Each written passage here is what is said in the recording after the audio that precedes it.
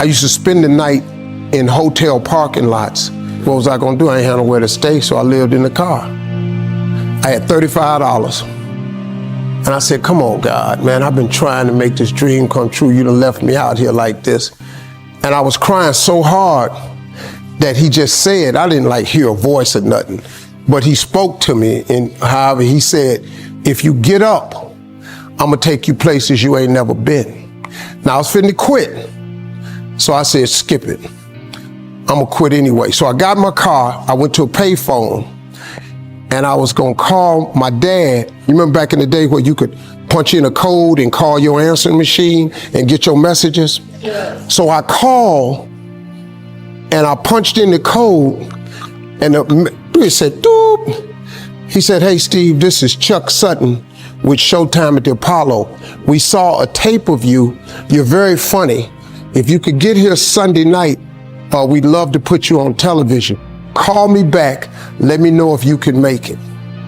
So I hung the phone up, I'm crushed, because my whole dream of being on TV, and I couldn't get to New York. I got $35.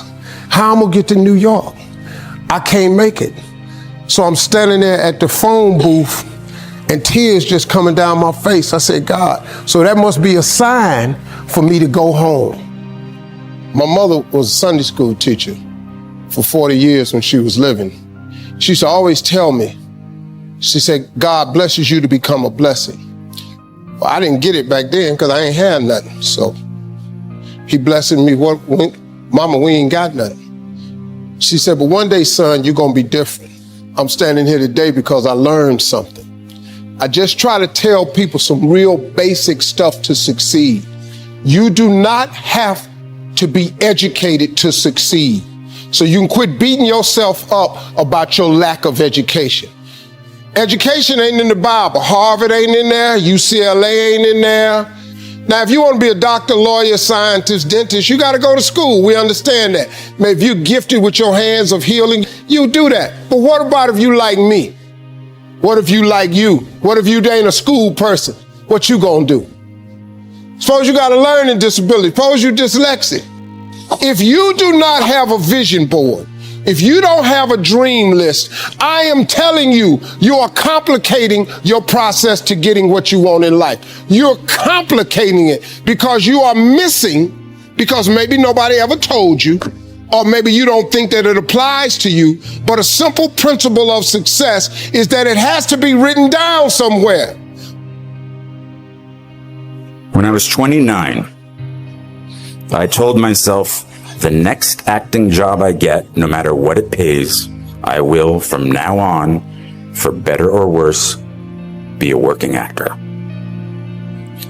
So I quit my position at the Professional Examination Services, and now I didn't have either the internet or a cell phone or a job. But something good happened. I got a low-paying theater job in a play called Imperfect Love, which led to a film called 13 Moons with the same writer, which led to other roles, and I've worked as an actor ever since. I didn't know that would happen. At 29, walking away from data processing, I was terrified. 10 years in a place without heat, 6 years at a job I felt stuck in. Maybe I was afraid of change. Are you? I'm motivated by fear. Fear. You know? Fear of what? Fear of fear. I hate being scared to do something. And I think what developed in my early days was the attitude that I started attacking things that I was scared of. You can't be scared to die for the truth. The truth is the only thing that's ever going to be constant.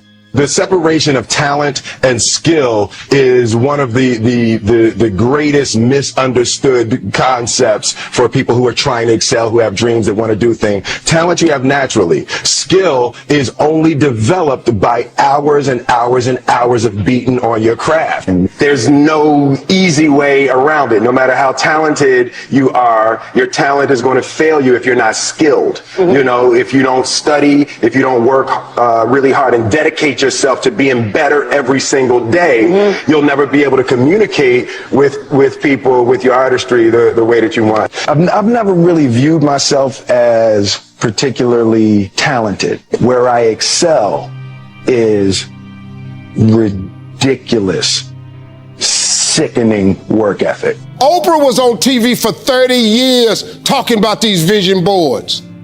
Oprah, she got $1 billion. She has my attention. Now, like I said earlier, you don't got to be rich to be happy. Maybe your goal is not to make $1 million.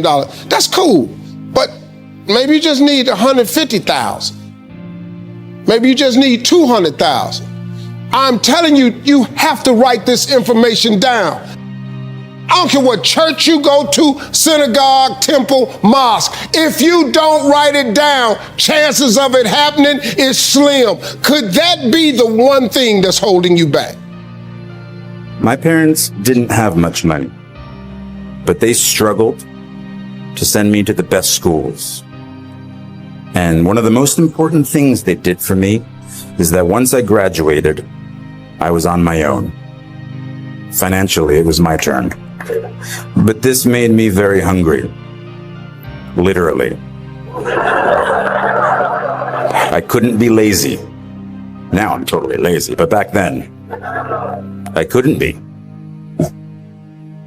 And so at 29, and at very long last, I was in the company of the actors and writers and directors I'd sought out that first year, that first day after school. I am by their sides. Raise the rest of your life to meet you. Don't search for defining moments because they will never come. The moments that define you have already happened, and they will already happen again.